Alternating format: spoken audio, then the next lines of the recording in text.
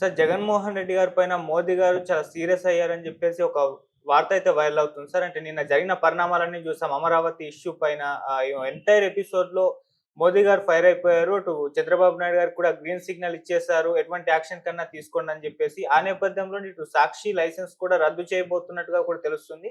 దానికి కూడా మోదీ గారు ఆమోదం తెలిపారని కూడా చెప్తున్నారు. మరి ఏం జరగబోతుంది? దీని విషయంలో మరి జగన్మోహన్ రెడ్డి గారి పైన ఎటువంటి యాక్షన్స్ తీసుకునే అవకాశం ఉంది? సాక్షి లైసెన్స్ రద్దు చేసే ఛాన్సెస్ ఉన్నాయా సార్? నిన్న జరిగిన పరిణామాల గురించి నిన్న మాట్లాడుకున్నాం. ఈరోజు కొన్ని కొత్త పరిణామాలు జరిగినట్టుగా వార్తలొస్తున్నాయి. అందులో ఒకటి మోడీ జగన్ మీద సీరియస్ అయ్యాడని ఒక వార్త వస్తుంది. అందుకని సాక్షి ఛానల్ లైసెన్సు ఆల్రెడీ 2 ఏళ్లుగా రెన్యువల్ కావట్లేదు. సో, అది రద్దయ్యే అవకాశం ఉంది. అది రద్దయితే సాక్షి ఛానల్ క్లోజ్ అయ్యే అవకాశం ఉంది. అంటే శాటిలైట్ ఛానల్‌గా సాక్షి ఛానల్ ఉండకపోవచ్చు. అయితే అప్పుడు యూట్యూబ్ ఛానల్‌గా ఉంటుంది. అయితే యూట్యూబ్ ఛానల్‌గా కూడా అనుకుంటే దాన్ని బ్యాన్ చేయొచ్చు. ఎందుకంటే మనం చూసాము పాకిస్తాన్, ఇండియా వార్ అప్పుడు చాలా యూట్యూబ్ ఛానల్‌ని అటు పాకిస్తాన్ నుంచి వస్తున్న యూట్యూబ్ ఛానల్‌ని, ఇటు ఇండియా నుంచి వస్తున్న యూట్యూబ్ ఛానల్‌ని చివరికి వైర్ లాంటి పత్రిక, వెబ్‌సైట్, మ్యాగజైన్స్‌ని కూడా వాళ్ళు బ్యాన్ చేశారు. సో, అలాగా బ్యాన్ చేసే అవకాశం ఉంది. ఏదేమైనా సాక్షి ఛానల్‌కి అయితే గడ్డు పరిస్థితే అని చెప్పొచ్చు.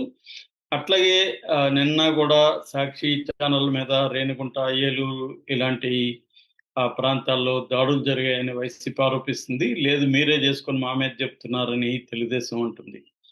సో, ఏదేమైనా సాక్షి ఆహ్, ఒక ప్రమాదంలో పడినట్టుగా అర్థమవుతుంది. ఎందుకంటే నిన్న ఎపిసోడ్‌లో క్లియర్‌గా ఆహ్, జగన్‌కి గాని, వైసీపీకి గాని సింపతి రాలేదు. నిజానికి అంత సీనియర్ జర్నలిస్ట్‌ని అరెస్ట్ చేస్తే మామూలు సందర్భంలో అయితే పెద్ద ఎత్తున నిరసనలు రావాలి. జర్నలిస్టు సంఘాలు కావచ్చు, జర్నలిస్టులందరూ కూడా దాన్ని నిరసించాలి. కానీ అదేమీ పెద్దగా జరగలేదు. పైగా సాక్షి లేకపోతే వైసీపీ వాళ్ళు ఆహ్, ఊరికే నిన్న ఒక పోస్ట్ రిలీజ్ చేశారు. ఆ పోస్ట్‌లో చూస్తే పెద్ద ఎత్తున నిరసనలు అని పెట్టి టైటిల్ పెట్టి చేస్తే అందులో ముగ్గురు, నలుగురు పేర్ల కంటే ఎక్కువ లేదు. ఆ ముగ్గురు, నలుగురు కూడా మొత్తం పోస్ట్ చదివితే ఇతని మీద సింపతి గాని, లేకపోతే ఖండన గాని లేదు. ఇలా ఎస్సీ, ఎస్టీ యాక్ట్ పెట్టడం తప్పనేది మాత్రమే ఎక్కువ మంది మాట్లాడారు తప్ప, కొమ్మినేనిని అరెస్ట్ చేయడం తప్పని ఎవరు కూడా మాట్లాడట్లేదు. సో, ఆహ్, ఈ పరిస్థితి రావడానికి ప్రధాన కారణం ఏంటి? అంటే సాక్షి ప్రవర్తన, సాక్షి ఛానల్ ప్రవర్తన అనేది ఒకవేళ ఇప్పుడు మనిద్దరం మాట్లాడేటప్పుడు నేనేదన్నా ఒక మాట అనొచ్చు, దాన్ని నువ్వు ఖండించొచ్చు, లేకపోవచ్చు. కానీ దీని పట్ల వివాదం చెలరేగి కొన్ని సమూహాలు గావచ్చు, లేకపోతే కొంతమంది వ్యక్తులు గావచ్చు, హర్ట్ అయ్యాము అని పెద్ద ఎత్తున ఆందోళన చేస్తున్నప్పుడు, నేను సారీ చెప్పాల్సుంటది. యాంకర్‌గా నువ్వు సారీ చెప్పాల్సుంటది. మన ఛానల్ యాజమాన్యం కూడా సారీ చెప్పాల్సుంటది. అది మనం తప్పు చేయలేదని మనం అనుకోవచ్చు. కానీ మనం తప్పు చేశామని అవతల వాళ్ళు అనుకోని ఫీల్ అవుతున్నప్పుడు సారీ చెప్పడం అనేది మంచి పద్ధతి. కానీ ఈ మధ్య కాలంలో అవి జరగట్లేదు. మనం తమిళ్ నుంచి కన్నడ పుట్టిందని కమల్ హాసన్ చెప్పిన విషయంలో గూడా ఈవెన్ హైకోర్ట్ చెప్పినా గూడా కమల్ హాసన్ సారీ చెప్పట్లేదు. ఎందుకంటే దీని వెనక కొన్ని వ్యూహాలున్నాయి. ఇది చాలామంది ఏమనుకుంటారు, కమల్ హాసన్‌కి ఇగో అనుకుంటారు. లేకపోతే జగన్‌కి ఇగో, భారతిరెడ్డికి ఇగో అనుకుంటారు. కానీ జగన్‌కి కూడా కొన్ని వ్యూహాలుంటాయి. రాజకీయ నాయకులకి యుగోల కంటే కూడా వ్యూహాలే పనిచేస్తూ ఉంటాయి ప్రధానంగా. సో, అదొక విషయం. రెండో విషయం ఈయన ఈ స్థాయి ఒక చాలా సీనియర్ జర్నలిస్టు, దాదాపు 40 ఏళ్లు పైన అనుభవం ఉన్న వ్యక్తి. టాప్ 10 జర్నలిస్టులు, సీనియర్ జర్నలిస్టులు ఇవాళ చెప్పుకుంటే ఆయన పేరుంటది. అలాంటి వ్యక్తి అరెస్ట్ అయితే ఆ పార్టీ లేకపోతే ఆ సాక్షి ఛానెల్ ఇప్పుడు నువ్వు నేను అరెస్ట్ అయితే ఖచ్చితంగా మన ఛానెల్ మన కోసం పనిచేస్తాయి. కానీ అది ఆహ్, సరిగ్గా చేయలేదనేది మళ్ళీ విమర్శ ఉంది. మళ్ళీ నిన్న నిజానికి ఆయన మీద 2, 3 సెక్షన్‌లు అనవసరమైన సెక్షన్‌లు పెట్టారు. మత కలహాలు చెలరేగే విధంగా మాట్లాడనేది ఒక సెక్షన్ అయితే, SC, ST atrocities prevention of atrocities అంటారు. SC, ST POA prevention of atrocities 1989 ఈ యాక్ట్ పెట్టారు ఆయన మీద. నిజానికి అది చెల్లదు. కోర్టు కూడా నిన్న జడ్జి గారు కూడా అది చెల్లదని డీఎస్పీకి, ఎస్పీకి మెమోస్ ఇచ్చారు. కానీ దీని మీద కూడా పెద్ద నిరసన రాలేదు. ఆహ్, ఈ అంటే ఈ స్థాయిలో ఆయన మీద తప్పుడు కేసులు పెట్టి ఎంతో సాక్షికి గత 10 ఏళ్లుగా చాలా నమ్మకంగా పనిచేస్తున్న ఒక సీనియర్ జర్నలిస్ట్ అరెస్ట్ అయితే, జగన్ మళ్ళీ అడ్వొకేట్‌ని ఎవరిని పంపించారు? మళ్ళీ ఆస్థానా అడ్వొకేట్ పొన్నవోలు సుధాకర్ రెడ్డిని పెట్టారు.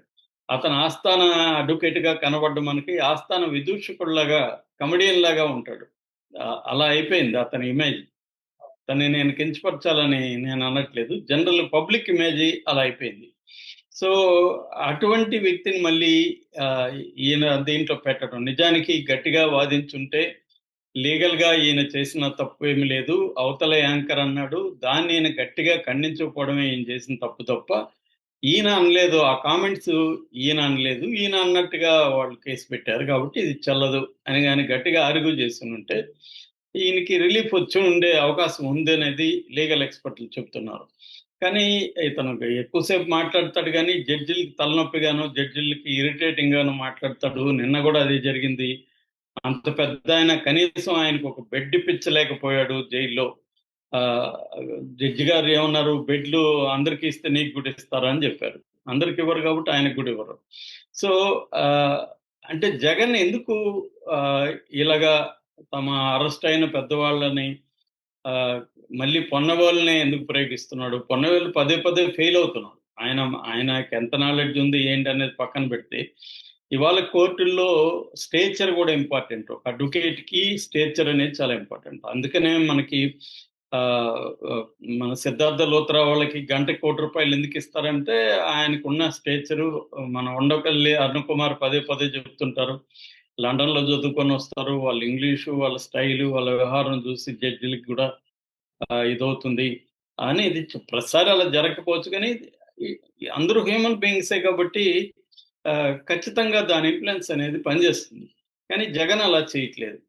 సో, ఆహ్, ఇది ప్రధానమైన యాస్పెక్ట్ అయితే. రెండో యాస్పెక్టు ఈ దూకుడు చూస్తుంటే అంటే చంద్రబాబు ప్రభుత్వం దూకుడుగా వెళ్ళే పద్ధతి చూస్తుంటే మోడీ క్లియర్‌గా గ్రీన్ సిగ్నల్ ఇచ్చాడు చంద్రబాబుకి. అందుకే ఇంత దూకుడుగా వెళ్ళగలుగుతున్నారు. లేకపోతే ఈ స్థాయి జర్నలిస్ట్‌ని అరెస్ట్ చేయడం, సాక్షి ఛానెల్ మీద ఆఫీసుల మీద దాడులు చేయడం, తర్వాత ఎవరినైనా మేము సహించము. మాకు చిన్న వ్యతిరేకత ఉంటే కూడా మేము అరెస్టులు చేసేస్తాము అనడము. ఆ వ్యక్తి నేరం చెయ్యని దాంట్లో కూడా నేరం చేసినట్టుగా కొన్ని సెక్షన్‌లు పెట్టేయడం. అవి కోర్టులు పదే పదే వ్యతిరేకిస్తున్నా కూడా మళ్ళీ అవే పెట్టుకుంటూ వెళ్ళడం. నిన్న కూడా జడ్జి గారు అదే అన్నారు. మేము పదే పదే చెప్తున్నాం మళ్ళీ ఎందుకు పెట్టారని డీఎస్పీకి, ఎస్పీకి మెమోరీ ఇచ్చారు. అయినా ఎందుకు ఇలా చేయగలుగుతున్నారంటే దీని వెనక ఆహ్, మోడీ గ్రీన్ సిగ్నల్ ఉంది. మోడీ కూడా జగన్ పట్ల ఆహ్, కోపంగా ఉన్నాడు అనేది చెప్తున్నారు. సో, ఓన్లీ ఏందంటే అయితే చాలా మందికొచ్చే డౌట్ ఏందంటే మరి అంత ఇది ఉన్నప్పుడు జగన్ ఈ పాటికి అరెస్ట్ చేయాలి కదా! ఎందుకు అరెస్ట్ చేయట్లేదని. దానికి కూడా ఏందంటే టైమింగ్ అనేది వెరీ ఇంపార్టెంట్. ఇప్పుడే జగన్‌ని అరెస్ట్ చేయడం వల్ల ఆహ్, ఆహ్, 2 రకాల ఇబ్బందులు చంద్రబాబు ప్రభుత్వానికి ఉన్నాయి. ఒకటి జగన్‌కి సింపతి వచ్చే అవకాశం ఉంది. జగన్ జైలులో ఎళ్తే. 2 ప్రతిపక్షం అనేది ఎప్పుడూ ఉండాలి. ఎంతో కొంత ఉండాలి. ప్రతిపక్షం లేకపోతే డైవర్షన్ పాలిటిక్స్ ఆడలేరు ఎవరు గూడా. సో, డైవర్షన్ పాలిటిక్స్ ఆడాలంటే ప్రతిపక్షం అనేది ఎంతో కొంత ఉండాలి. ఆ ప్రతిపక్షాన్ని ఇబ్బంది పెడుతుండాలి. ఏదో ఒక గొడవ జరుగుతుండాలి. మనం గాని ఆహ్, ప్రపంచ చరిత్రలో చూస్తే గూడా అమెరికా